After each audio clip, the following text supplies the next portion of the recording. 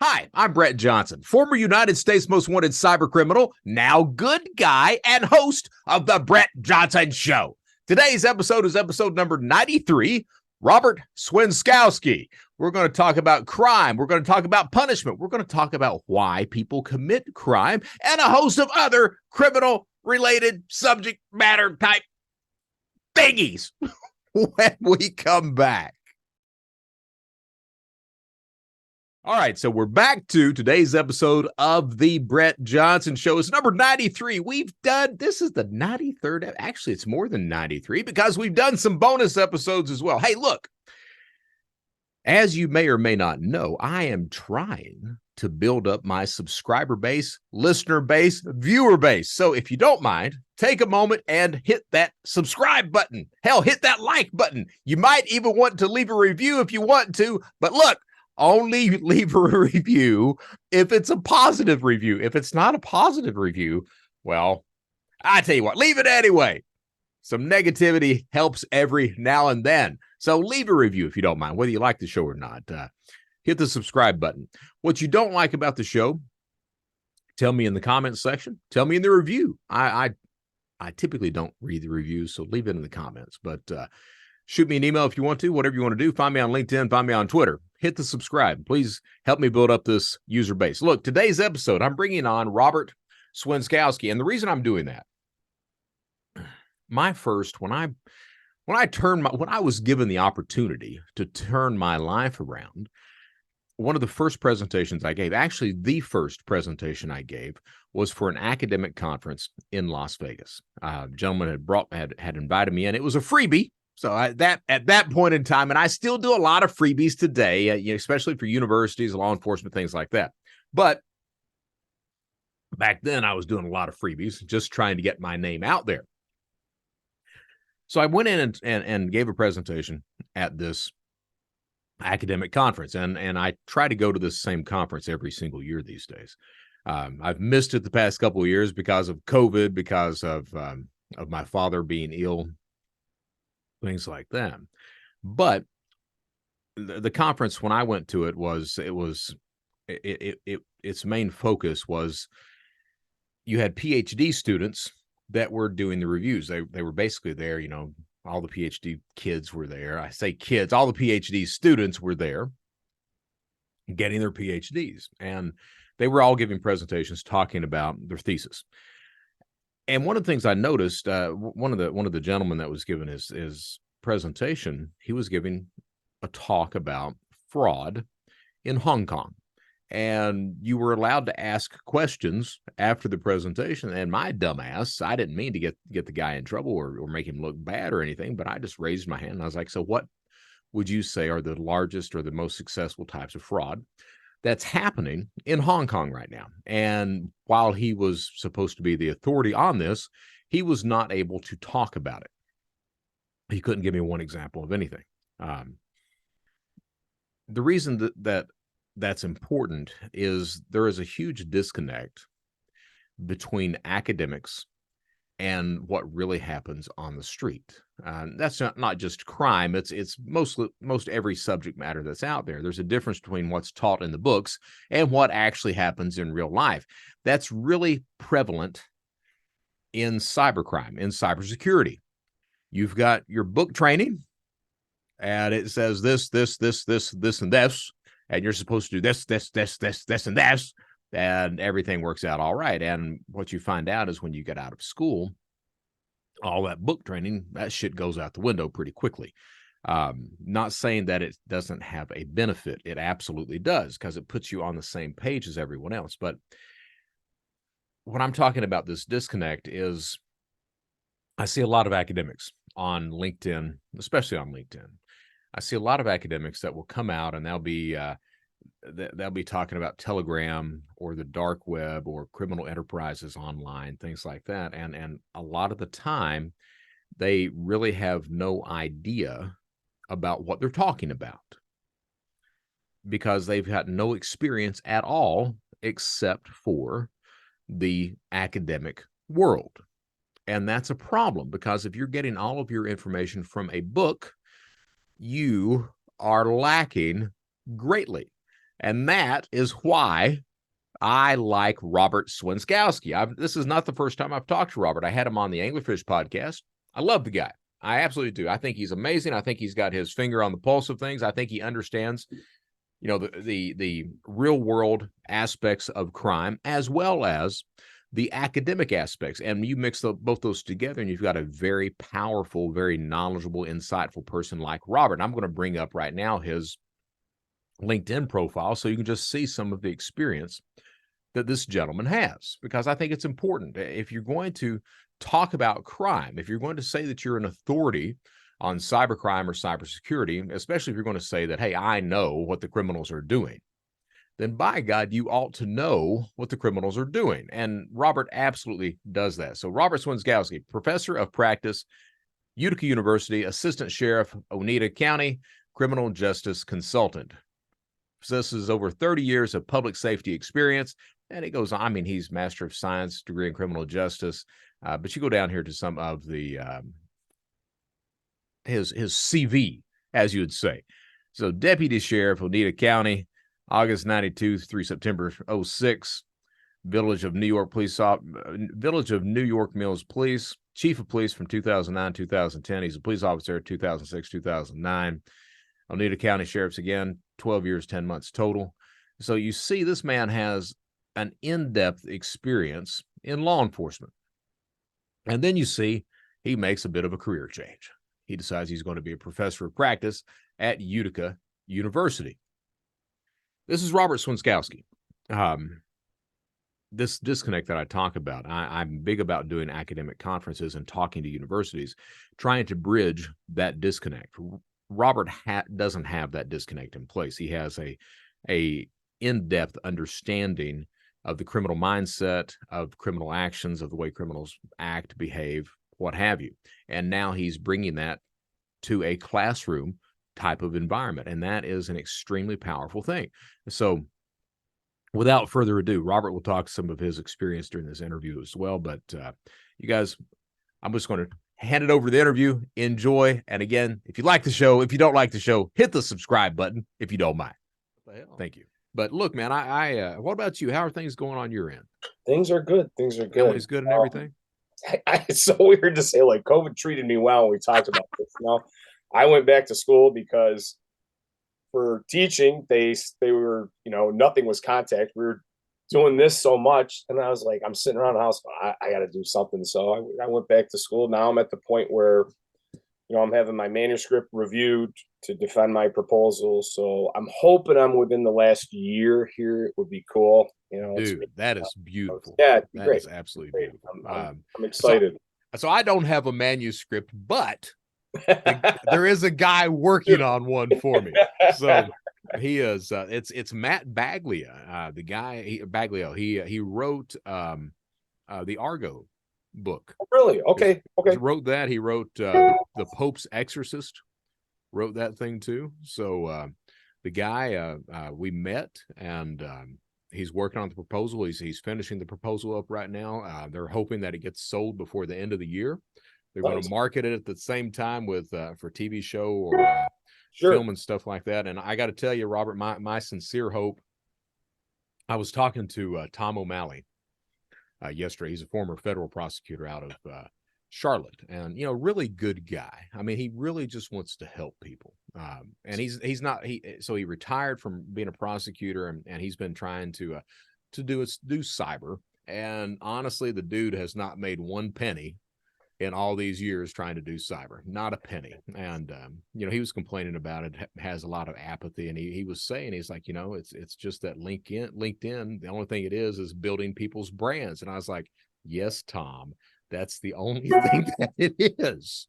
And that's me, man. Is I'm hoping that with the book and everything that I'm able to give up the tech stuff when I turn 60. That's 7 years from now, because I've got I see these companies that they try to sell products with fear and uncertainty and doubt, and then you've got the other companies that they don't want to put the budget into the correct tools they need to mitigate attacks. And I'm just like, man, I am just finished with this stuff. I am so apathetic these days. Frustrating. It's got to be frustrating. It is. But I am damn happy that COVID did not treat me well. I'm glad it treated you well. So the reason I wanted you to come on, initially the reason was to talk about this Lucy Letby. Yep. This nurse over in the UK that she got convicted of killing, what was it, 7 babies? 7, and I think there was 6 attempted murder charges. Injecting air into their stomachs. Yep. Insulin, air in the IVs, overfeeding. Yeah. My wife, she's a nurse, and she literally just began a new job working with babies. Okay. And she absolutely loves it. And I look at the job my wife is doing, and at the same time I'm thinking about this Lucy Letby, and it kind of feeds into this whole idea. And I wanted you to comment on Lucy, but I also want to talk about why some people break the law and why others don't. And I that's a big ass question. So you're going into the subject of criminology. And that's what criminology is, that study of behavior and crime and why. And there's 3 main schools, and under these schools, now there's all these different theories. But prior to those schools being developed, it was, people are witches. let's sink you into the water. And if you float up, you're innocent. It's like, okay, just crazy stuff. People are possessed, things like that. 3 schools of thought: classical, neoclassical, positivism, and Chicago or sociological. So I'll go backwards. Sociological basically looks at like the environment, like what you're in, economic situations, who you hang around with, those things that influence people to commit crime. Right. Positivism went to like people are born criminals, how it started out like you're going to be a criminal because your forehead is over 5 inches long or your ears are this. It was phrenology bullshit. But it developed more into things like, psychological issues, mental health issues, chemical imbalances, things like that, which are legitimate, that influence crime. And then the classical, neoclassical, which is free will. Okay. We decide ultimately. Today, in this country at least, laws are still based on that oldest school of free will. We've got the pain and pleasure. Hey, I can sell cocaine. I might do 8 to 12 years in prison. Right. Sell cocaine, get a whole bunch of money, don't go to prison. It's down here, but I might go to prison. So it's risk reward, what we want to do. I want to eat candy bars every day. I'm going to get fat. Okay. I like candy bars too. Yeah. It's like, I've not tried cocaine. I might like that. So we do this. Everyone has that pain and pleasure, but it goes back to free will. If we ever found, like, take the positivism school, that there is a crime gene, we would have to change all the laws, because this would show it literally has no control over doing that, and that intrinsically it's in their body. So basically what it comes down to is most researchers and people that try to explain theories are really not working in absolutes, going, look, it's just the classical theory or just social influences. Most of them are creating theories that are combining. Yes, at the end of the day, these decisions are free will decisions. However, because of the learning theory or strain theory or labeling theory, all these different issues or situations people are put in and influences, they have a greater propensity of why. So that's kind of explaining how their behavior cultivates. And again, I'm not a criminologist. It's very rudimentary as far as an understanding go, but it's a whole field of study. So, and a lot of this is referred to as, it occurs subconsciously. Okay. Put in this situation, strain theory, literally a strain to acquire what the average person has, the wants and needs of everyone. You can't do it through socially acceptable norms, meaning I'm going to get a job and being able to buy a car, so I'm going to steal one. So you do it through these socially unacceptable means. But you need that because the strain of having what everyone else wants is what's putting you in this situation. Ultimately, you still have to decide to go. Right. this and that. That's why it kind of all falls back to that classical school of thought. So when we talk about behavior, most theories are saying the decision is made, person is doing that of free will, but there are influences over them depending on the situation, circumstances they're in, whether it's psychological, whether it's physical, whether it's environmental. Those things have an influence on the behavior of committing crime. I got you. And you were a law enforcement officer, Mm-hmm. a damn good one. So you had boots on the ground. So it's not just the book learning, which I got to be honest with you, just book learning. I'm not a big fan of that. I wasn't either. I wasn't either for a long time. So with that hands-on experience that you've got, mixed with the theories that you're able to read through and process using that hands-on experience, what's your thought process? I mean, why? I mean, I see, like, I'm going to be doing a show about systemic racism and how it affects cyber criminals. All right, the different types of crime these groups go into. And, I see a lot of these neighborhoods, ethnic neighborhoods, poor neighborhoods, where a lot of the individuals there, not a lot, but there's a percentage of the individuals there that go into the crime that area is known for, whether it be prostitution or, mafia related crime or drug trafficking or what have you. And then you've got some people that don't. And I'm guessing that's a mixture of all these different theories that you're talking about. It's not just the upbringing or the environment, but is there a biological element of that too, or not? I probably couldn't speak to I would say the biological would fall. I mean, in my experience or understanding, like, people with psychological issues, whether they're, behavioral issues, whether they're emotional issues, that might draw them to crime. I really support, or I guess I understand, or it sits well with me, like the learning theories where this is learned behavior. We talk about criminalization or prisonization, where, right, someone goes to prison for a DWI and then they're hanging out with other people, and next, like, the movie Shot Caller is dramatic as it is. I'm like, that's like, dude, you want to explain prisonization? Just go watch that movie. This guy gets into prison for DWI and comes out, he's a hardened killer. Yeah, exactly. I mean, and again, exaggerated, dramatized, but that's really, it's similar to criminalization, where you learn things from other criminals. There were people that learned from you and your organization more than likely, and that's how they got better at doing what they got. It's like being a serial killer. There's serial killers that they know have communicated with each other on doing things, and then there's others it's trial and error. We had a guy locally who certainly would have fit the bill for a serial killer. He cut a prostitute in half. He kept the bottom half, in a barn in his backyard to, like, do things with. But he had literature on stabbing someone in the back of the neck, and there was a spot that they can't make any sound, and he finds this prostitute on a roadway. When it stabs her in the back of the neck, she went screaming down the road. Just to test so some of it's trial and error for these people to learn what they're doing. But I kind of just, I guess that sits well with me, because we learn about, whether it's, raising a family, supporting a household, working in our job. I mean, a lot of that stuff is learned. Right. And I really can, that's a theory that it sits well with me and very understandable, and to me very reasonable, that a lot of this behavior is learned.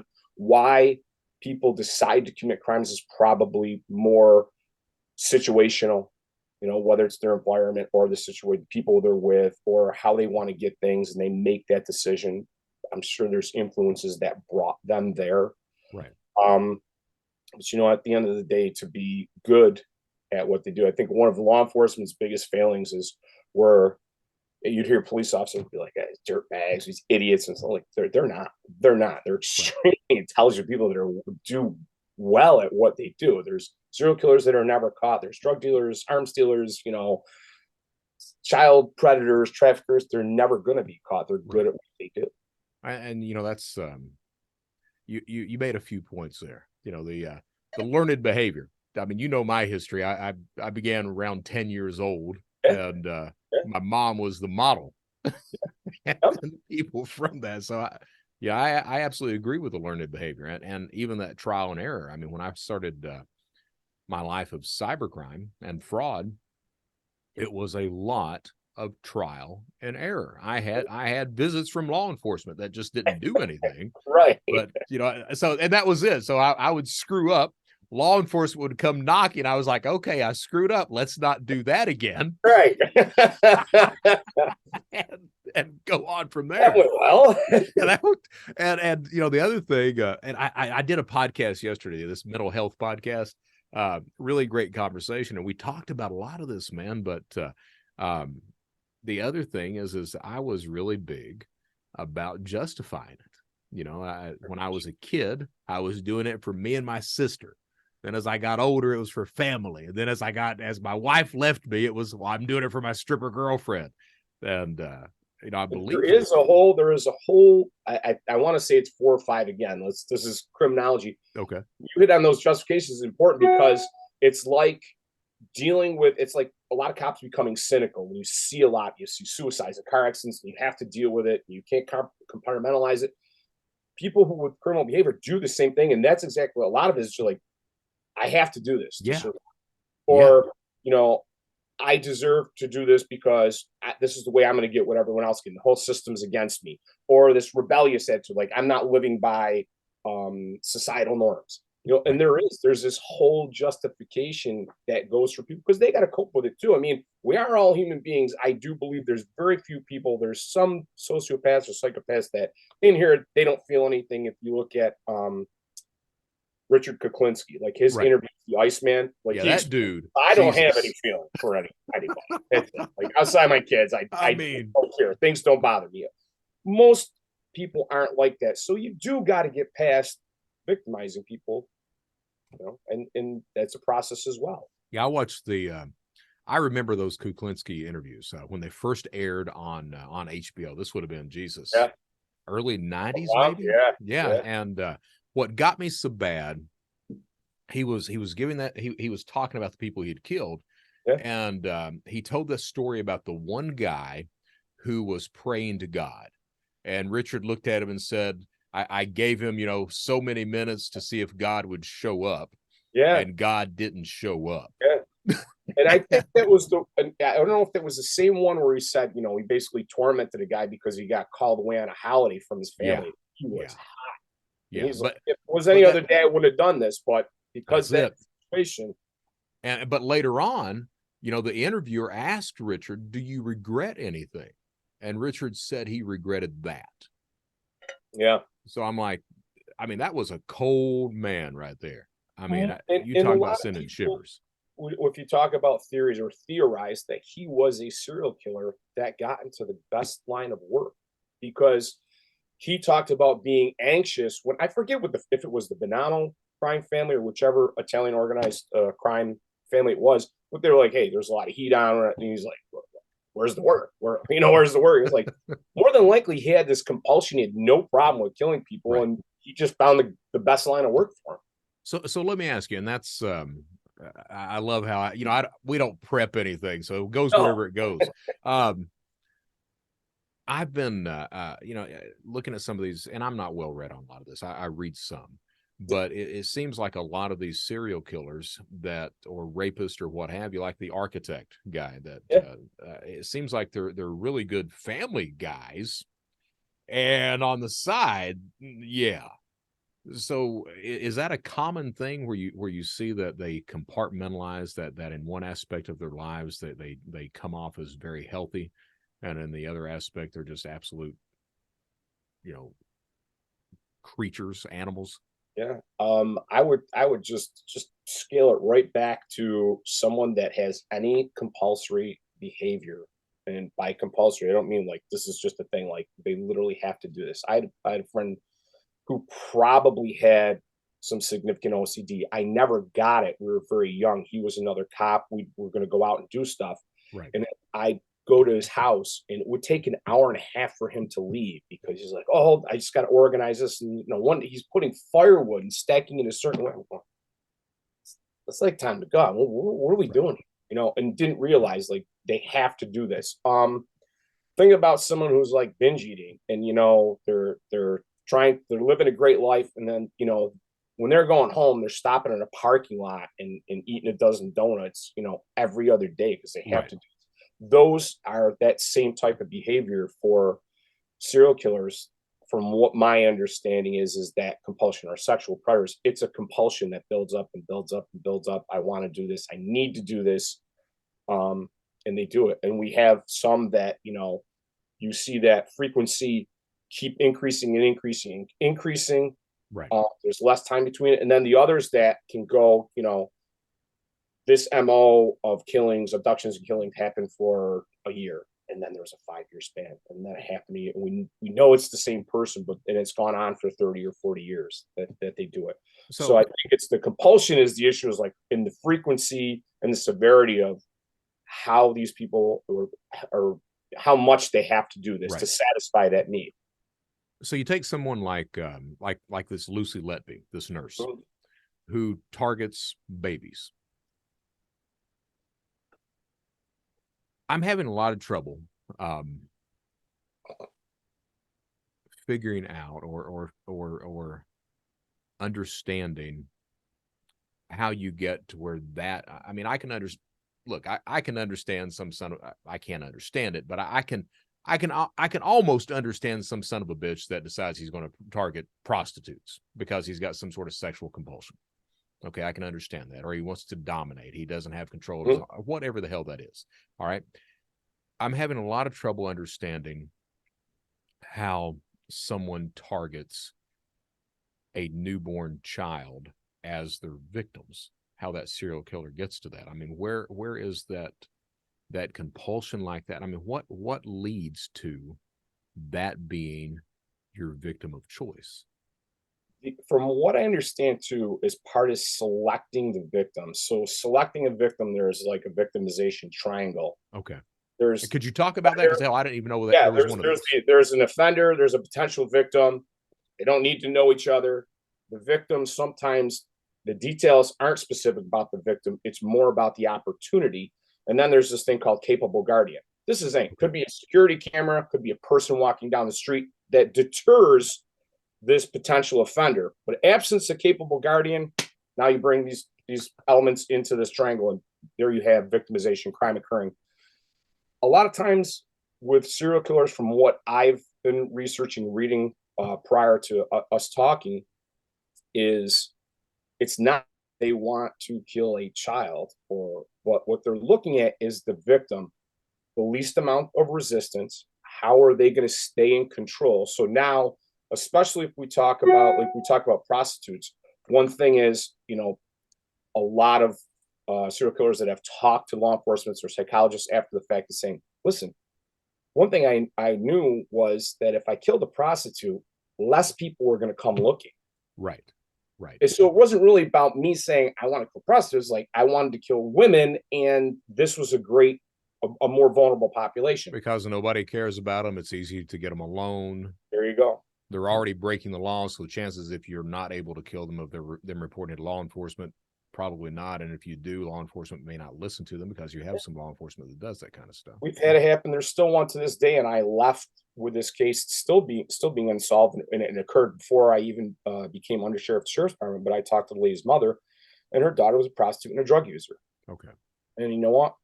Do I think the same level of effort and concern, both like from investigatory agencies and the public, were that if it was her 16-year-old girl was abducted from school? No, I don't. Right. I don't think the same level of attention was given. When you talk about serial killers in hospital or care settings, now that's a whole different thing as well. They are also looking for that vulnerable population. So it's children or elderly, or look at higher rates of mortality.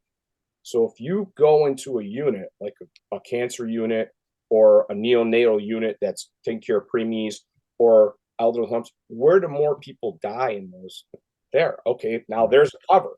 And Right. Lucy Letby, that was one of the big things is that, well, we do have mortality rates with babies, so that was, much more maybe normal than going into like ambulatory surgery where people are having their tonsils out, or some 1 day surgery where you don't have a lot of high mortality rates that might have caused more concern. Right. So it's, from what I understand, the combination of looking where it will be noticed less and where you could have more control over your victim. Because we've even seen with serial killers that are male, that combination, sexual predators, killers, that women that have got away or fought back, and they Right. just, like, they don't know what to do. I didn't plan for this, and these women get away. They weren't physically overpowering. They just, it didn't go. Their plan didn't go right. Right. Um, Which makes sense. I mean, and Lord knows I've not done that, but looking at financial crime, you plan for a certain scenario, and then when things don't work like that, you're not planning on getting caught, right. or someone calling you out at the bank, which Sure. has happened to me. Sure. And you're right, you don't know what to do That, oh at that crap. point. Yeah, you have no idea. Let me ask you this, and I'm a TikTok fan. I shouldn't admit it because I'm in cybersecurity, but I'm a TikTok fan, and I watch these TikTok. You stop at one thing for just a second, and it starts feeding you countless videos on that. So, Sure. needless to say, there is some questionable content on my TikTok because something pops up and I'm like, oh, what is? And I try to change it, but it's too late. Yeah. But that being said, some of the videos that pop up on my TikTok are of, riots, shoplifting, assaults, Sure. things like that. And typically in these videos, you've got the attacker, you've got the victim, and then you've got bystanders. And those bystanders are not doing anything. And I hearken back. The reason I bring that up, there was that, I think it was the 70s, the case in New York of that woman who was assaulted, she was raped, just went through an entire hellacious thing of, it starts like in a parking lot. She makes it to her apartment. The assault continues through the stairwell of the apartment, and all these individuals, there's like 20 some, I think it's like 20 some different witnesses saw this thing happening, saw the woman crying for help, and no one assisted her. And because of that, these days you hear the thing, if you're ever a victim of rape, to yell fire, not rape. Right. Come. My question is why, and maybe it's too big of a question, I don't know, but why don't people get involved when they see crime happen? That is a big question. When you say bystander, man, what an accurate term then, because that's what people become when those things happen. They pull out their phone and video, and you're a bystander. You're complete. I can get being unwilling to help in a physical altercation if you don't think you could do something. Maybe that's just not for some people. Right. And not like you're going to video something over calling 911, over yelling at someone to get. I mean, it's sickening. It doesn't make any sense. For me, it's really disgusting. It's so sad. I think there's probably a very deep answer to that, and part of it's cultural with us. Maybe even, I don't know internationally how that occurs, but I mean, like looking at an active shooting incident, there was one in an airport, and people still like pulling their luggage along. Yeah. They're not letting go of that, or being on their phones. There's shots in the background. Yeah. They're just strolling. What's wrong with you? Oh, it's another maybe there's shooting. something different with me then, and I'm just, those are things I get frustrated with, and I certainly, if I'm going to be honest, lose a lot of faith in humanity when I see things like that and go, I think culturally we're desensitized to so much, because if you think about, go back prior to social media or the explosion of just media itself, even with, right. I can use the word legitimate media, maybe or maybe not. That's but the exposure to it, the access to it. I mean, I never, think about growing up. I never saw someone assaulted or killed or things like that. I mean, you can get on how many platforms and just view that. Yeah. After seeing anything, because that's certainly an experience, I went through after going to so many car accidents or unattended deaths. I'm not talking about anything even violent, but just seeing people that were, dead, and whether they've been there a month or 2 days. I mean, you got to get desensitized to it because it's part of, that's how you survive. And it's sad and sick to some extent, but you walk away from the scene and someone makes a joke about how blown up the body was or something like that. They're trying to just get over that Yeah, situation. I get that. I mean, I get that morbid humor. I mean, you've seen Yeah, something that is traumatic. It's going to affect you the rest of your life. It's common to say something, to try to process through that by saying some bullshit. yeah. And I think there's a lot of what they call and again, you go back to theories, the bandwagon effect, or the monkey see monkey do. I mean, Right. I just, someone's going to have to convince me otherwise. There's not a lot of independent thinkers out there I that are agree. willing to go against the crowd. Whether it's peer pressure, bandwagon, however you want to say it. They see someone do something and it's not normally what they do, but hey, here, let me just fit in and do the same thing. Yeah, I'm 53, and I am not the guy anymore that does not step in. Now, I say that because back when I was in college, I was married when I was 24. I was on the 7-year college program. Yep. Just, and I remember me and my wife, we went to the Ringling Brothers Circus, and it was in Lexington, Kentucky. And she and I got out of the car, and when we got out of the car, almost at the same time, there were another 2 groups of people that were walking toward the circus, the arena, Rupp Arena, at the same time. And so there was one group in front of us, just a gentleman and his girlfriend, me and my wife, and then back behind us, there were like 3 or 4, and they were drunk. And I remember, man, that they left me and my wife alone, but the couple in front of us, they tormented the hell out of them. I mean, just berating them, trying to fight them, and I was the guy who was the bystander. I did not say a word. I just kind of ducked my head and told my wife, I was like, just keep walking. And I regret that. I remember that vividly, and I regret that to this day, man. And these days I'm not the bystander at all. If somebody's, if somebody's arguing, somebody's about to get I'm there. Hey, everything okay? Or yeah, really need to do that. Yeah. And I've had those same experiences, as longer, and even get into law enforcement. It is not easy to do.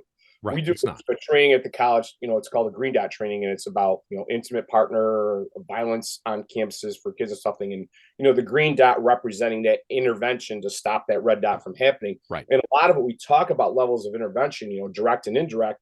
Not a lot of people can do direct intervention, but the indirect, hey, you see someone in a bad situation, hey, Sam, come on over here, we're going to take a group picture, and then get the person out of there. Right. Indirect, or asking someone, 911, camp security, whatever, could you intervene?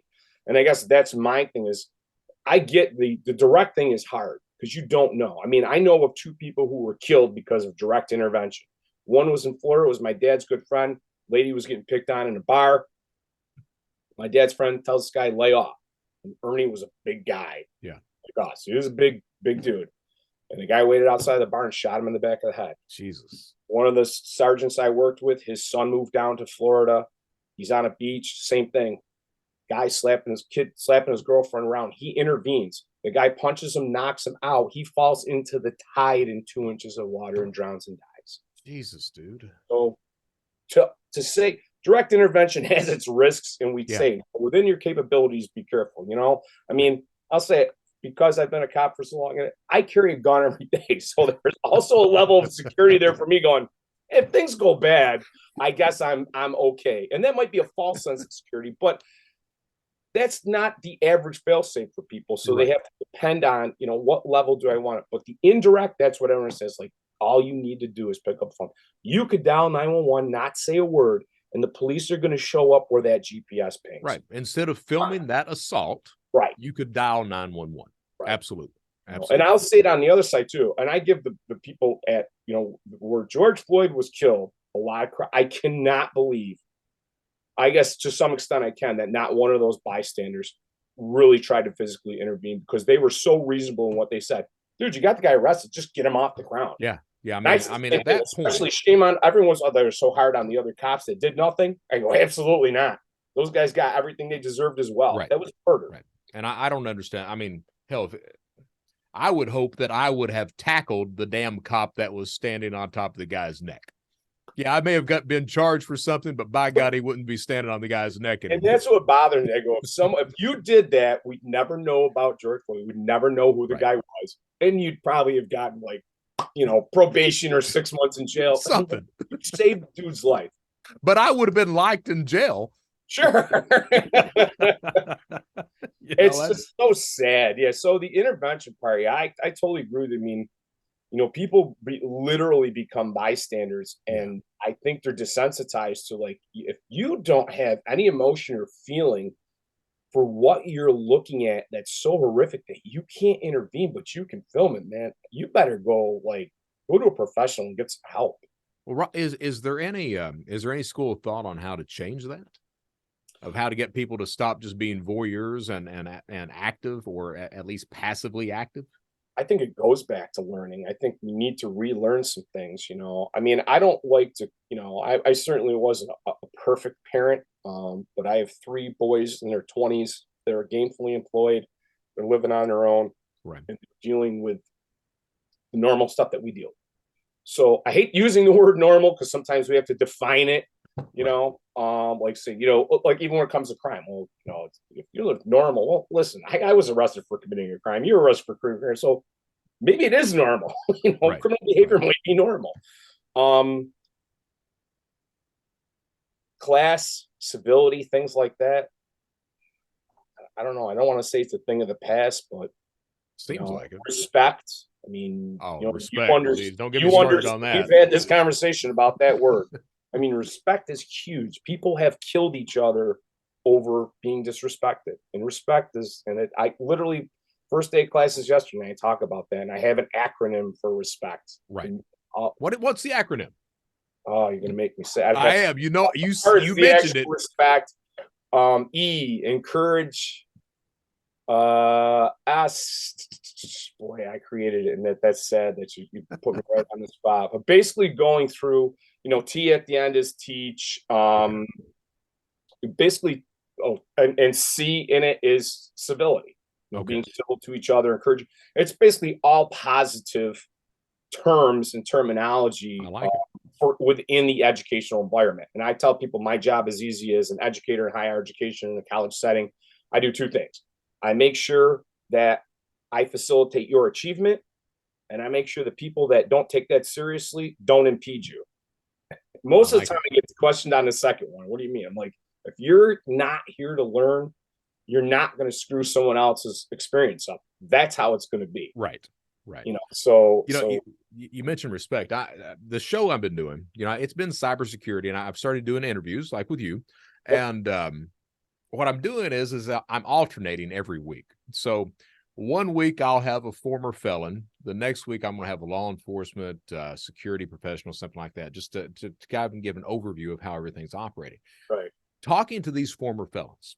And I talked to a guy named Ted Durbin, spent 32 years in Angola. I mean, the dude's out there. All right. Wow. Talked to a husband-wife team. The husband has served, I think, a total of 28 years. He's only been free. The longest he's been free is right now for a year and a half. And they all talked about respect, how it differs from behind the fence to outside. And I started to think about that. I made a post on it on LinkedIn. And the thing is that when you enter into prison, you immediately give respect to people, and it's up to them to keep it at that point in time. Sure. And on the outside, it doesn't work like that. And it was interesting to me that I was talking to these people, and they were really big about that. How when for example, when you're behind the fence, if you tell someone you're going to do something, that you'll give them something, or you've got them for commissary next week or something like that, they rely on that. Yeah. And if you don't follow your word, there are consequences to that. And out here, it doesn't work like that. No, I agree. And it's so funny you say that. That is the exact speech that I give the students. And I tell them, I said, all of you have my respect. I said, you can lose it. I go, it's not going to be over a bad grade or not doing an assignment. It's going to be over some egregious behavior. Right. But I give people my respect. And I think we talked about this, encountering people on in the street. I have my attitude because when I was arrested, the state trooper that arrested me gave me all sorts of respect at 15 years old. Right. And I never forgot being treated like that. And it makes a difference. And I worked with a partner. He was a little OCD about germaphobe and stuff like that. Listen, we dealt with some homeless person and they stuck out their hand to shake me. I'm shaking their hand. It's just me. That's a sign of respect. Why do you do that, Target? Listen, it's never going to change with me. That's how I'm going to be. Right. Because I give that level of respect. And I totally agree with you. Today, that people have to earn my respect. What is this? Is it a game? Is right. Who are you? Yeah. Who are you exactly? Robert, I'm going to let you go in a minute. I do want to ask you a couple more things. Are there any, we were talking about the serial killers, the predators, things like that. And I'm thinking about Letby. I'm thinking about the architect, Kuklinski. I'm thinking about people like this. Are there any real telltale signs that people should be aware of or look at? Because I'm not really seeing anything like that. I probably wouldn't be the person to answer that. What I did see that was consistent when Letby's coworkers talked about is that the one thing that was consistent in these deaths is that she was there. Yeah. And there's a lot of criticisms on the NHS hospital systems for kind of blowing this off internally. Right. And this is like bad behavior with cops. And, when it's public, all of a sudden something's done. Internally, people kind of drag their feet sometimes or ignore that behavior. So the hospitals did the same thing. They were worried about their reputation and stuff like that. I don't see overwhelming physical evidence until they actually found the notes where she was talking about, I'm doing this because I'm bad and I can't take care of the children, stuff like that. But signs, I think that's the thing is if that person can become that common denominator. So in a care setting, that might be more apparent because they're at a job working where they're out in the public. Right. How do you draw that person into it? So I think a lot of times because they've had about a half a dozen prolific killers in that hospital system in the UK in that NHS system. And I was wanting to do, and I'm going to do a show on Let Me. I thought it would be easy to put that show together. And the truth of the matter is no one in a position of authority in the UK wants to talk about this publicly at all. It's funny because there's a person I met that just retired from Scotland Yard, and I'll probably give his information anyways to see if they wouldn't. And he's a college professor as well, and a very well versed law enforcement officer as well as an educator. I think culturally, and I don't want to misspeak about the UK, but just from reading a lot of the things, how this went over and how this, like her sentence, this whole life sentence, life without parole. That's right. I'm not scoffing at it, but it was like, that's a huge deal to get this. There is certainly it's a different culture. I think there's a lot of pride and a lot of focus on, reputation and experience. And I think that was one of the failings in this investigation. And still, I'm very curious. The jury, it took them 22 days to deliberate on her case. I want nutty. Were you just being thorough, or were there some questions here? Because I don't see a lot of physical evidence. And I'm not saying she didn't do it. I just said, wow, there's not a lot of physical evidence. Yeah.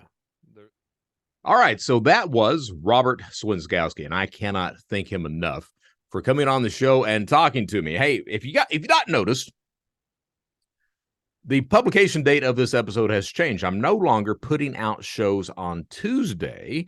I'm now putting out shows on Monday, late Monday morning. I'm thinking probably 11 a.m. Eastern. That gives me time enough to get my ass out of bed, if I've not edited the show beforehand, to put the show together and get it uploaded by that, 11 a.m. Eastern timestamp. I'm going to be doing 2 shows a week as well. So shows will now be out on Wednesdays and on Sundays around 11 a.m. Eastern. So one will be an interview type format show like we're doing with Robert. And if you've not noticed, what I'm doing is I'm alternating weekly interviews between security professionals, law enforcement, former felons, things like that. I'm going to probably expand that type of interview format as well and bring in a variety of different types of individuals that I think are interesting to talk to.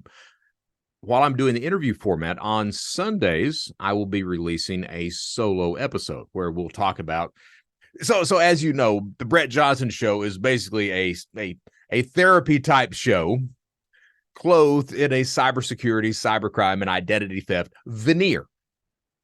That's what it is. So I work through a lot of issues here, and I also am on this journey to try to figure out how to be a better person.